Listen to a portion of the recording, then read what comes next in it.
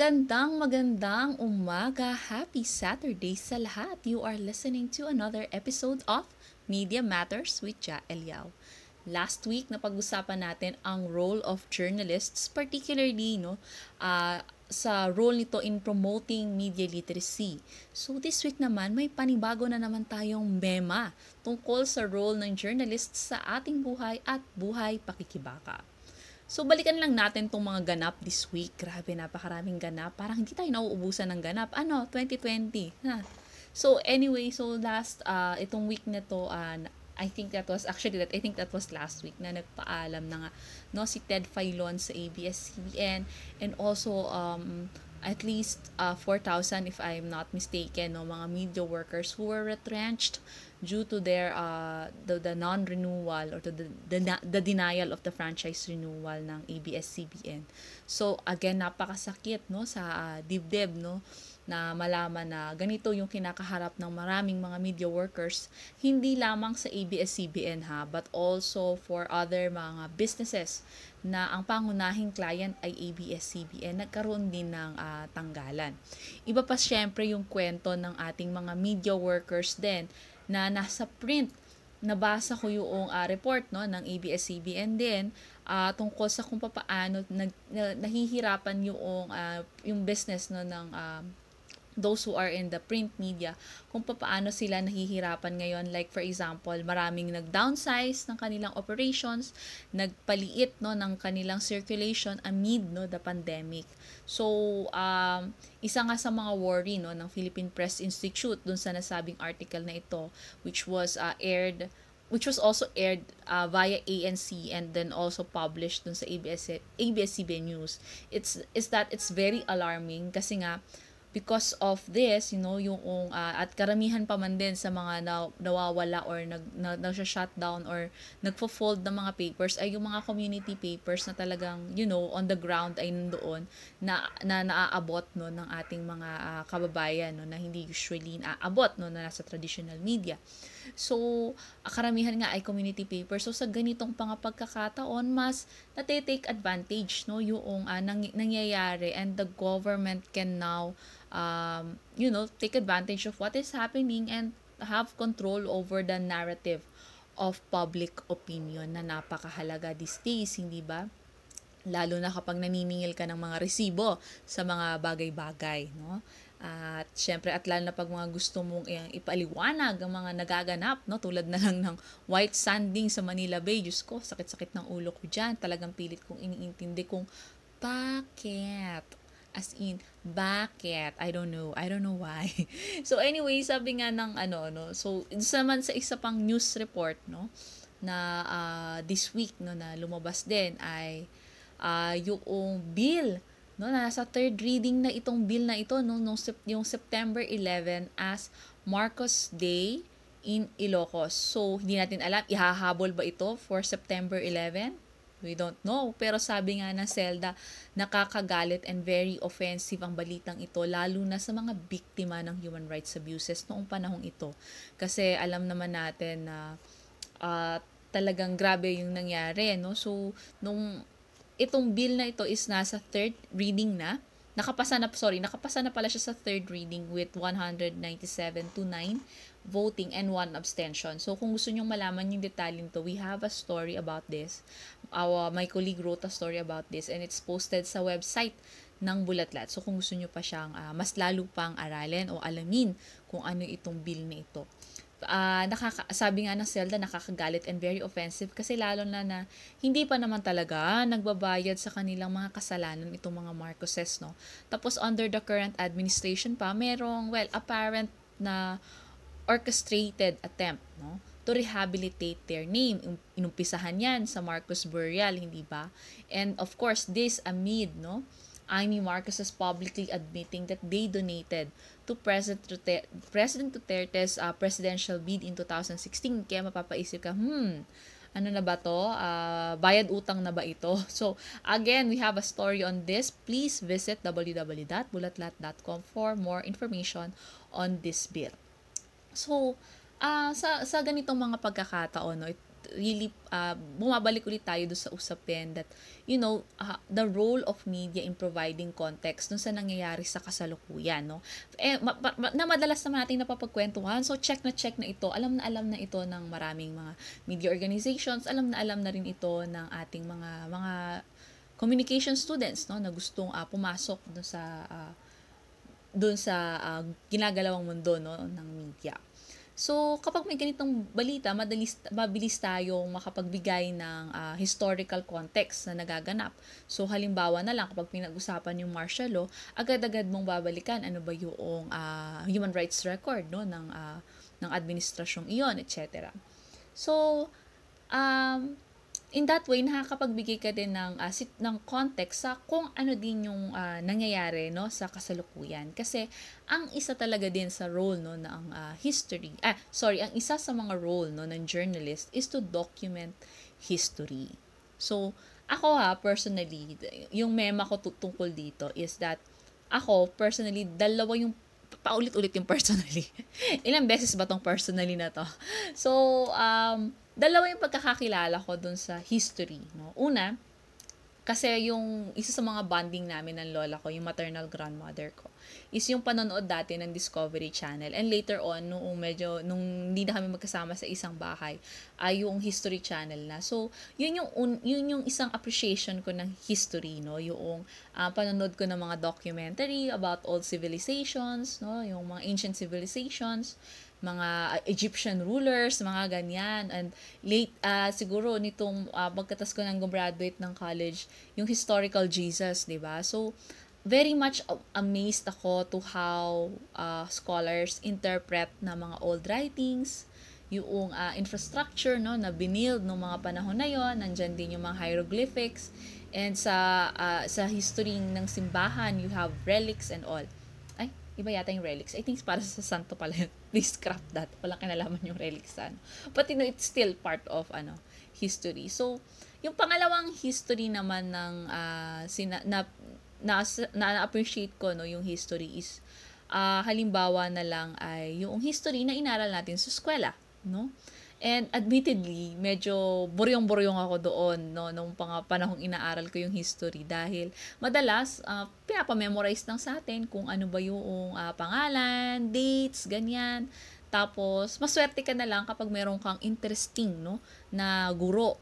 Naalala ko dati noong high school ako, yung isang teacher ko na nagturo sa amin, may pa-report siya. So hindi ko alam kung per group or per student na may mga kanya-kanyang ire-report.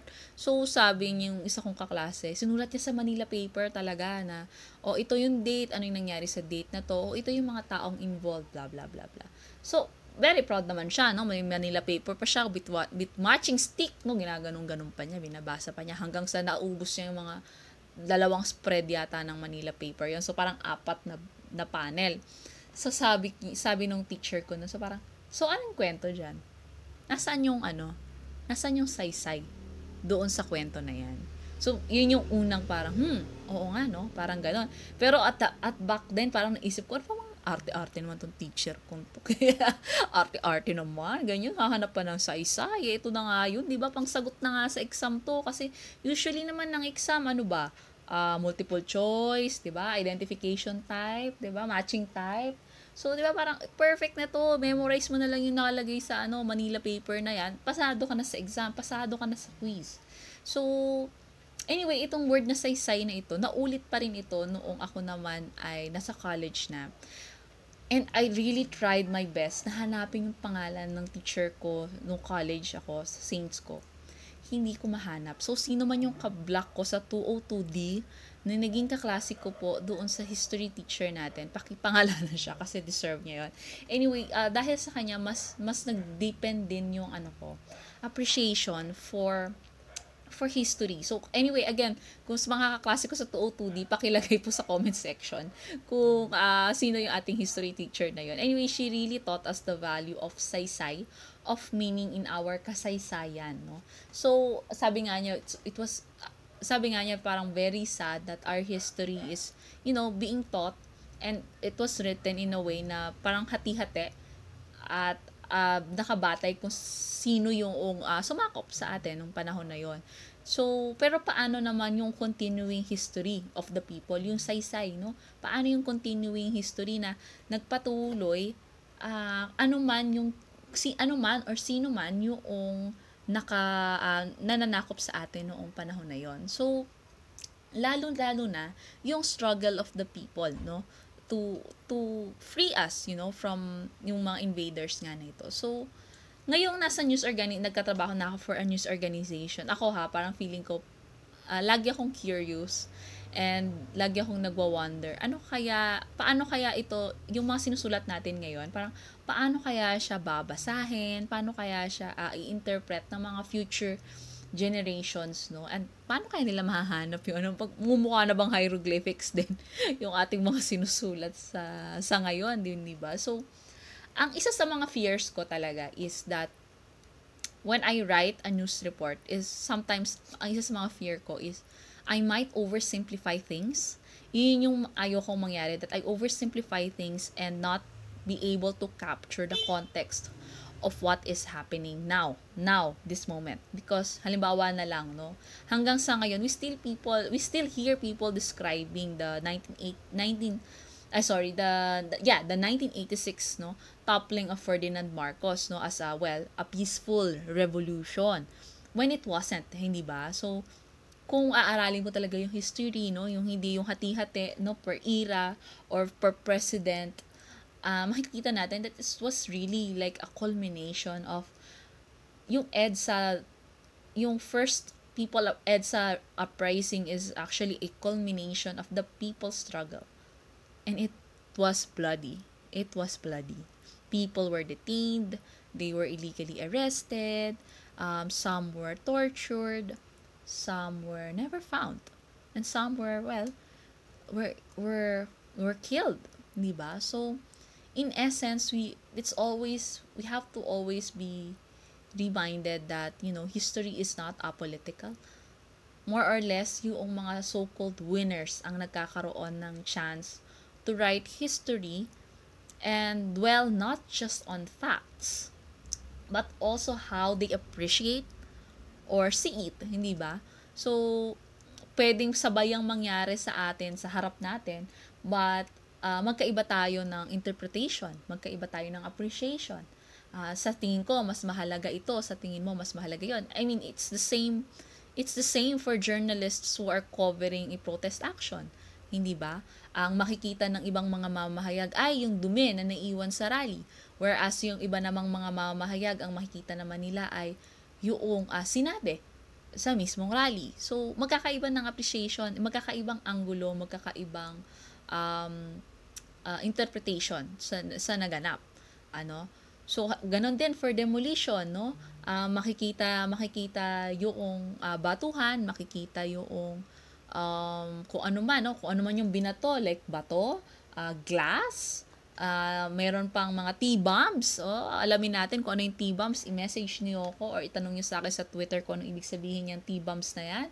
At kung ano-ano pa. Whereas, meron din namang mga media organizations, say, like mga nasa alternative media, who focus on their right to housing, their social and economic rights, yung mga civil and political rights na nababiolate sa panahon ng demolition, etc. So, kaya magkakaiba talaga siya ng depende doon sa, it can be politics, it can be just, mere appreciation of facts, it can be based doon sa bias or kung paano siya gustong i-frame, no, yung balita na yon. So, which is why, even, history as we know it, we can't just be reading one source. Ganon din yun, di ba, yung sa news, we can't just be reading one source. Minsan nga, when we try to understand history, we have to be like, multidisciplinary as much as possible. Tignan siya sa iba't ibang anggulo and get as much sources as we can. Halimbawa na lang, very interested ako with, the historical Jesus Christ. So, magkaiba yan pinipresent ng mga religious scholars at magkaiba din siya pag pinipresent siya ng mga anthropologists. Hindi ba?